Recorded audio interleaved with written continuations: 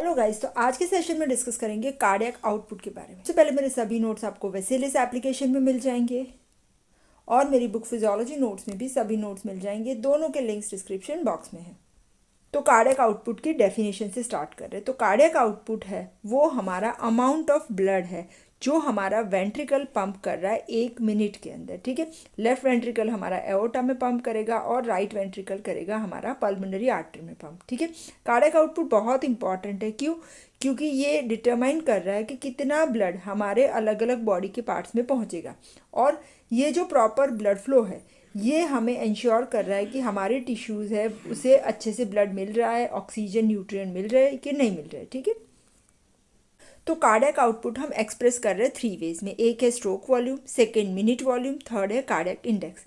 तो जब भी कोई डॉक्टर कार्डियक आउटपुट बता रहे तो इसका मतलब है मिनट वॉल्यूम, मतलब 1 मिनट में कितना वॉल्यूम हार्ट पंप कर रहा है। ठीक है, सबसे पहली डेफिनेशन हमारी आ रही है स्ट्रोक वॉल्यूम की। तो स्ट्रोक वॉल्यूम मतलब amount of blood pumped by heart पर बीट, एक बीट में, एक स्ट्रोक में कितना पंप कर रहा है। ठीक है, इसका नॉर्मल वैल्यू है 70 ml पर बीट, या नॉर्मल रेंज कह सकते हैं 60 to 80 ml पर बीट। और ये कब होगा? जब हमारा हार्ट रेट है about 72 beats per minute. Next आ रहा है minute volume. Minute volume is equal to cardiac output. तो मिनट वॉल्यूम मतलब 1 मिनट में कितना ब्लड हमारा वेंट्रिकल पंप कर रहा है। ठीक है, तो मिनट वॉल्यूम के लिए हम क्या करेंगे? स्ट्रोक वॉल्यूम को हम मल्टीप्लाई करेंगे हार्ट रेट से। ठीक है, मतलब अगर हमारा स्ट्रोक वॉल्यूम 70 ml है और हमारा heart rate 72 beats per minute है तो हमारा मिनट वॉल्यूम या कार्डियक आउटपुट हो जाएगा 5 लीटर्स पर मिनट, और नॉर्मल वैल्यू उसकी है 5 to 7 लीटर्स पर मिनट। एक और डेफिनेशन में हमारा आ रहा है कार्डियक इंडेक्स। तो कार्डियक इंडेक्स क्या है? जो कार्डियक आउटपुट है ये एडजस्ट हो रहा है according to body surface area, मतलब amount of blood pumped by heart per minute per square metre of body surface area, और इसकी नॉर्मल वैल्यू आ रही है 2.8 प्लस और minus 0.3 litres per square metre per minute. ठीक है, और एक एडल्ट की बात करें तो एडल्ट का सरफेस एरिया अगर हम ले रहे तो वो आएगा 1.7 मीटर स्क्वायर, और कार्डियक आउटपुट हो रहा है 5 लीटर्स, तो कार्डियक इंडेक्स आएगा around 3 litres per metre square per minute.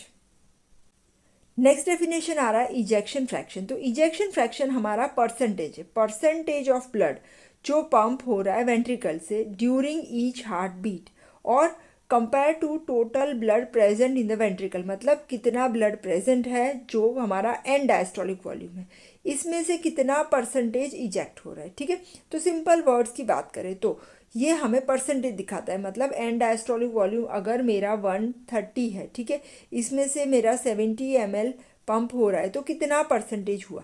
Normal value इसकी आएगी 60 to 65%। ठीक है, नेक्स्ट आ रहा है कार्डियक रिजर्व। कार्डियक रिजर्व मतलब जो एक्स्ट्रा अमाउंट ऑफ ब्लड हमारा हार्ट पंप कर रहा है, ठीक है, अबव नॉर्मल रेस्टिंग आउटपुट, ये बता रहा है कि हमारा हार्ट कितना ज़्यादा पंप कर सकेगा जब भी हम स्ट्रेस में है या कोई एक्सरसाइज कर रहे हैं। ठीक है, तो कार्डियक रिजर्व है ये एक्सप्रेस हो रहा है percentage increase in normal cardiac output. इसकी नॉर्मल वैल्यूज़ है यंग हेल्दी एडल्ट्स में 300% to 400%, एल्डरली में ये कम हो जाता है 200 to 250%, एथलीट्स में ये और बढ़ जाता है 500 to 600%। ठीक है, और हार्ट डिजीज़ के जो पेशेंट है इसमें बहुत ज़्यादा कम हो जाएगा या एब्सेंट भी होगा। ठीक है, अभी डिस्कस करेंगे फिजियोलॉजिकल कंडीशंस जिसमें कार्डियक आउटपुट चेंज हो रहा है। ठीक है, तो फर्स्ट आएगा हमारा एज। चिल्ड्रन है इनके अंदर कार्डियक आउटपुट कम होता है। क्यों? क्योंकि उनका ब्लड वॉल्यूम ही कम होगा। ठीक है, लेकिन कार्डियक इंडेक्स उसका ज़्यादा होगा। क्यों? क्योंकि बॉडी सरफेस एरिया कम है। ठीक है, सेकेंड है जेंडर। तो फीमेल्स के अंदर ये कार्डियक आउटपुट थोड़ा सा कम होता है मेल्स के कंपेरिजन में। ठीक है, लेकिन कार्डियक इंडेक्स अगेन फीमेल्स में ज़्यादा होता है। ठीक है, थर्ड आएगा बॉडी साइज़। अगर बॉडी साइज़ ज़्यादा है तो ज़्यादा ब्लड चाहिए होगा तो कार्डियक आउटपुट बढ़ जाएगा।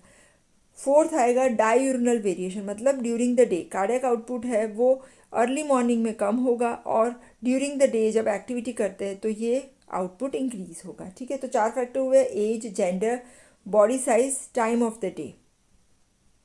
नेक्स्ट है एनवायरमेंटल टेम्परेचर।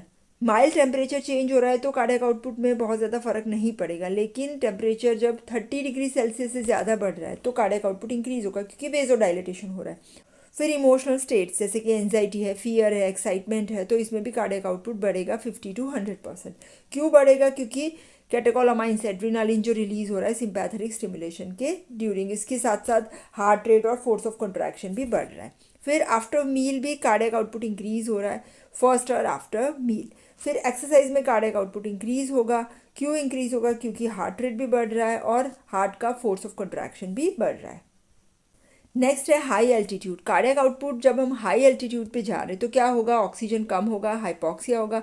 तो हाइपोक्सिया से जो कार्डियोवास्कुलर सेंटर्स है वो स्टिमुलेट हो जाएंगे, एड्रेनालिन रिलीज होगा तो कार्डियक आउटपुट बढ़ेगा। ठीक है, नेक्स्ट आएगा पोस्चर का इफेक्ट। जैसे हम लाइंग डाउन में से सीधा ही स्टैंडिंग में चले जाएंगे तो कार्डियक आउटपुट डिक्रीज होगा। ठीक है, फिर pregnancy, later months of pregnancy में कार्डियक आउटपुट इंक्रीज हो रहा है क्योंकि जो यूट्राइन है ब्लड वेसल्स उसका फ्लो भी बढ़ रहा है। ठीक है, फिर स्लीप में कार्डियक आउटपुट डिक्रीज हो रहा है और कभी कभी चेंज नहीं भी होता। ठीक है, तो ये हो गए फिजियोलॉजिकल कंडीशंस जिसमें हमारा कार्डियक आउटपुट चेंज होता है।